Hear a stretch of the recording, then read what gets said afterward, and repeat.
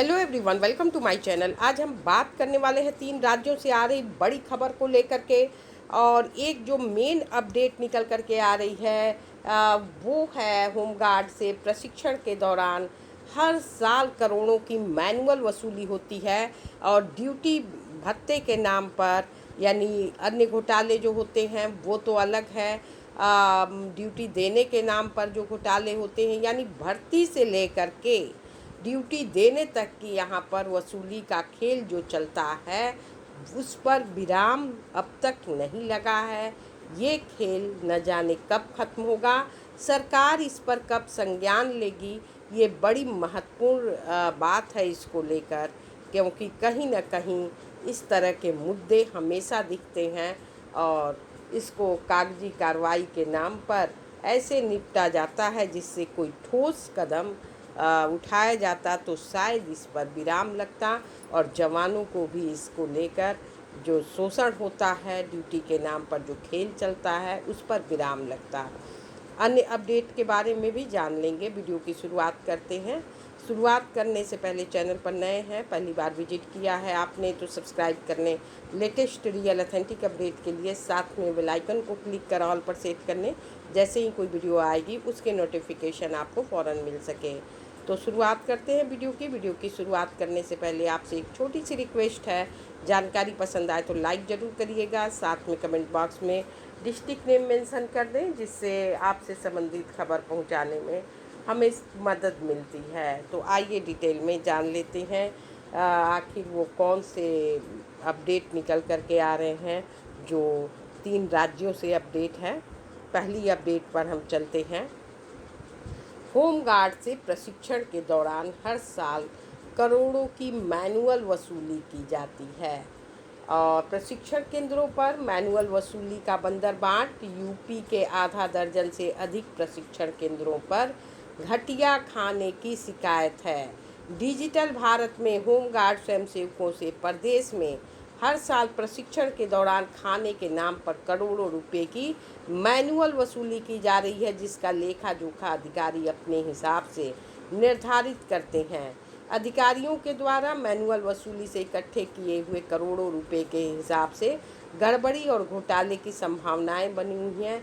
UP में कुल 12 DTC प्रशिक्षण और 1 सीटीसी प्रशिक्षण वर्तमान में संचालित है, जिनमें केंद्रीय प्रशिक्षण संस्थान लखनऊ, मंडलीय प्रशिक्षण केंद्र लखनऊ, इलाहाबाद, बनारस, फैजाबाद, गोरखपुर, झांसी, कानपुर, बरेली, मुरादाबाद, मेरठ, आगरा और आजमगढ़ शामिल है, जिसमें प्रत्येक प्रशिक्षण सेंटर पर करीब 200 से 250 होमगार्ड स्वयंसेवक को प्रशिक्षण दिया जाता है। प्रशिक्षण के दौरान प्रत्येक होमगार्ड से खाने के नाम पर करीब 5600 की रकम महीने के हिसाब से नकद वसूली की जाती है, जिसे होमगार्ड स्वयंसेवक प्रशिक्षण से पहले जमा करता है।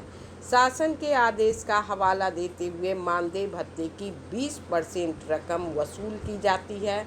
बताया जाता है यूपी के सभी प्रशिक्षक केंद्रों पर करीब 28,000 से अधिक जवानों को प्रत्येक वर्ष ट्रेनिंग दी जाती है। इस दौरान खाने के नाम पर करीब 15 करोड़ 68 लाख रुपये नकद वसूले जाते हैं।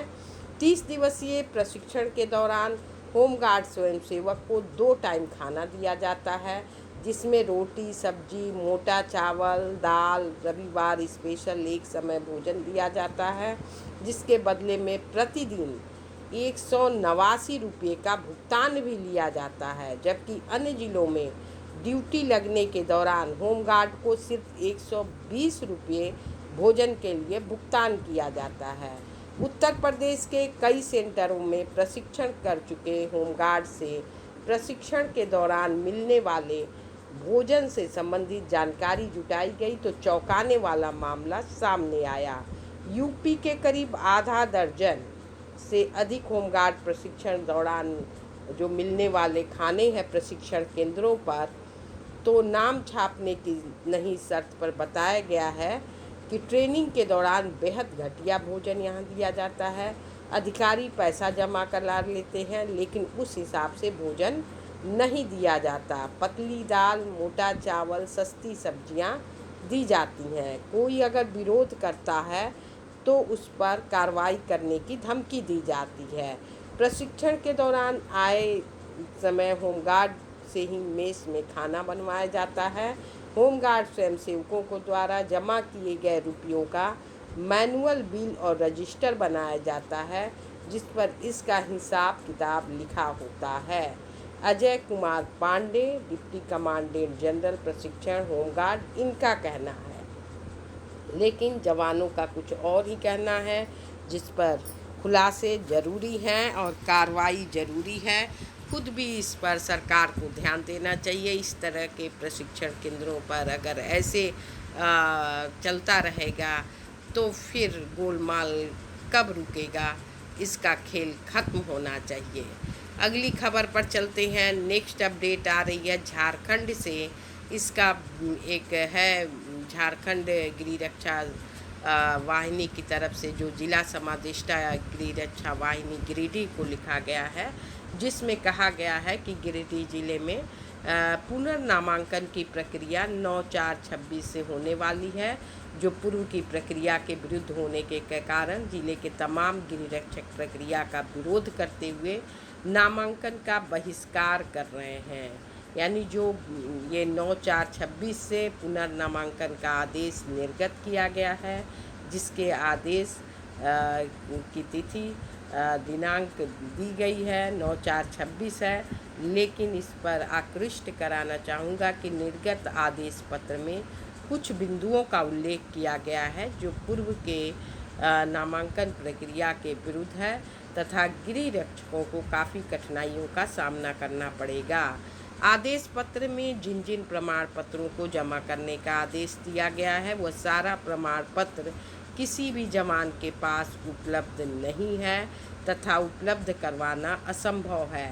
दिनांक 6/4/26 को आदेश निर्गत हुआ और उसमें प्रक्रिया का आरंभ किया जा रहा है। मात्र 3 दिन समय के अंदर, यानी 9/4/26 से जो प्रक्रिया शुरू हुई, वो 6 को आदेश आप देते हैं, 9 को आप शुरू करते हैं और सभी जवानों के पास सूचना भी नहीं मिली है।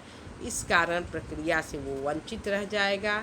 दूसरी ओर श्रीमान का ध्यान निर्गत आदेश पत्र की ओर कराना चाहूँगा, जिसमें प्रक्रिया में शामिल होने के लिए विगत जिन तारीखों का उल्लेख है वो तारीख 11/2/26 यानी विगत बीते फरवरी का ही उल्लेख किया गया है, जिसमें प्रखंड का पुनर्नामांकन 11/2/26 से ही कर दिए जाने की तारीख अंकित है, जबकि विगत फरवरी 26 में ऐसी प्रक्रिया की जानकारी किसी भी गिरिरक्षक को नहीं है।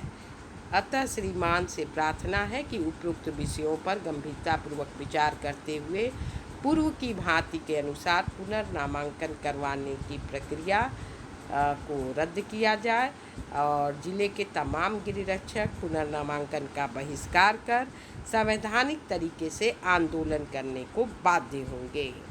तो भाई ये सही भी चीज़ है। इसमें बहुत लोगों ने यहाँ पर भागीदारी दिखाई है। धर्मेंद्र कुमार हैं, विनोद सिंह हैं, नंदकिशोर शर्मा हैं, प्रवीण कुमार पांडे हैं, बहुत सारे लोग हैं जिन्होंने इसका विरोध किया है, रद्द करने की बात कही है।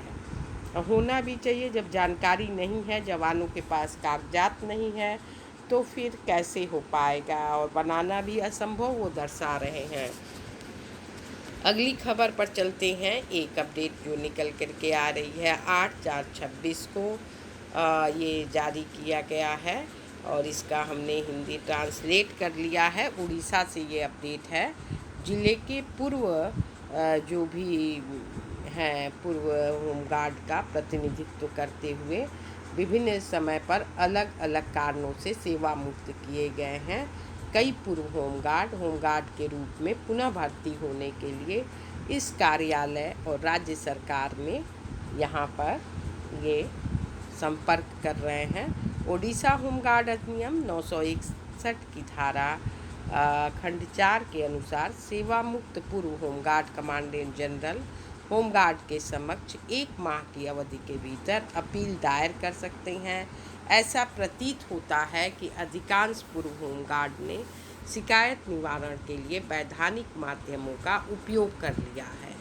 आपसे अनुरोध है कि आप पूर्व होमगार्ड के मामलों की जांच के लिए एक समिति का गठन करें, जो निर्धारित समय सीमा के भीतर लिखित निवेदन के माध्यम से आपसे संपर्क कर सकते हैं। समिति को प्रत्येक मामले की सावधानीपूर्वक जांच करानी चाहिए, ताकि ये सुनिश्चित हो सके न्याय का कोई उल्लंघन न हुआ हो, बर्खास्तगी का निर्णय अनुचित न हो। समीक्षा के बाद आप सिफारिश भेज सकते हैं। तो ये तो अच्छी खबर है उन जवानों के लिए जिनको बर्खास्त कर दिया गया है बिना किसी कारण के। अब इस पर एक समिति का गठन हो रहा है, जो कि हम कह सकते हैं कि बहुत अच्छी ये कार्रवाई हो रही है। एक अन्य अपडेट जो आ रही है, दुखद अपडेट, पानीपत से ये न्यूज है। ड्यूटी पर जाते समय होमगार्ड जवान की हार्ट अटैक से मौत हो गई है। और आजकल हार्ट अटैक के केसेस बहुत ज़्यादा हो रहे हैं, तो भाई हेल्थ को लेकर के भी सजग होने की ज़रूरत है। ड्यूटी के लिए घर से निकले होमगार्ड जवान है प्रदीप, उम्र मात्र 32 साल इनकी है। ये हैं निवासी गांव जलालपुर के, जिनकी हार्ट अटैक से मौत हो गई। परिजनों ने तबीयत बिगड़ने पर जवान को एक निजी अस्पताल में भर्ती कराया था, जहां पर उपचार के दौरान उनकी मौत हो गई।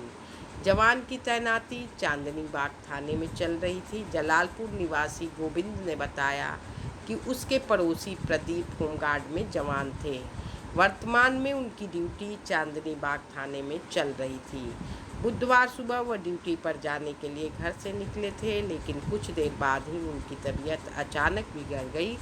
जवान को तुरंत ही एक निजी अस्पताल में भर्ती कराया गया, जहां पर चिकित्सकों ने उन्हें मृत घोषित कर दिया। होमगार्ड जवान के मौत होने की सूचना पर सोनौली थाना पुलिस भी मौके पर पहुंच गई। पुलिस ने पूरे मामले की जांच की। परिजनों के बयान दर्ज कर पंचनामे की कार्रवाई की गई। उधर पड़ोसी गोविंद ने बताया कि प्रदीप की करीब 5 साल पहले ही शादी हुई है। उनका एक 5 माह का बेटा भी है। सोनौली थाना प्रभारी वेदपाल ने बताया कि जलालपुर निवासी होमगार्ड जवान की हार्ट अटैक से मृत्यु हो गई। तो भाई ये तो बहुत हार्ट अटैक वाला केस देखने को मिल रहा इस समय। जो कोविड वाला जो चला टीका, उसका जो इफ़ेक्ट आ रहा है बहुत ही दुखद आ रहा है। न जाने कितने लोगों की ज़िंदगियां निगल रहा है ये हार्ट अटैक के एकदम स्वस्थ आदमी भी चले जा रहे हैं। बहुत ही दुखद है। इनके पीछे 5 माह का इनका बेटा है, परिवार है। बहुत ही परिवार के ऊपर जो स्थिति गुजरती है, हमारी संवेदनाएं इनके साथ है। फिलहाल इस वीडियो में इतना ही, फिर मिलते हैं अगली खबर में। तब तक के लिए thanks for watching. Thank you so much.